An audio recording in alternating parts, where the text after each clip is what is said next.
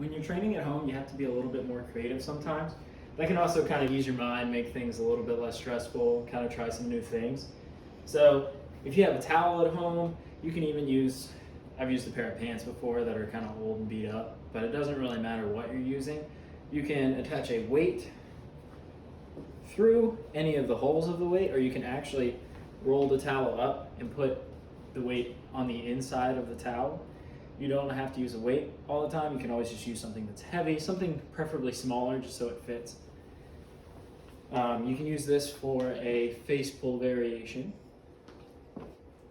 So typically you would need cables, you would need either bands, but if you don't have those and you have access to free weights, you can do this exercise. So just having a nice bent over torso, nice flat back. Focus on making sure that you have a good distance. You're gonna have to finagle a little bit where you place your hands on the towel, but you'll just replicate the face pull motion of pulling your hands straight back. If you have a good length, you shouldn't hit your face. You really feel this in the back of your shoulders, a lot better than you would for a rear delt fly. Sometimes this is nice because it can break up the monotony of doing the same exercises all the time.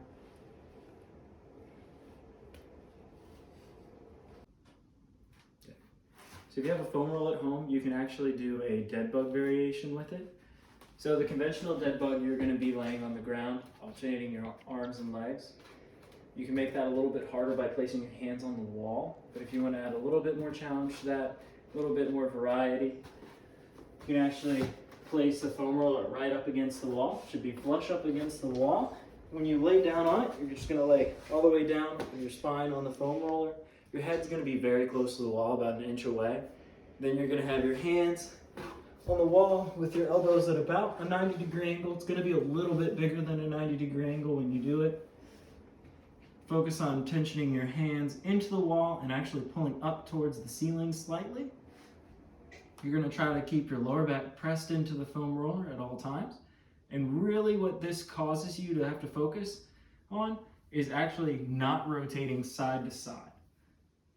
So you may have to do this slow for a couple of reps before you get the hang of it. But you'll just alternate legs. This can be very challenging, especially if you try to contract your core a lot more than you feel necessary so you don't move at all. Really focus on squeezing as tight as you can when your leg is fully extended. So another leg variation is a split squat. So what you can do, you can actually elevate your front foot. I would really focus on finding something that's pretty sturdy and you know it's not going to slide or move around.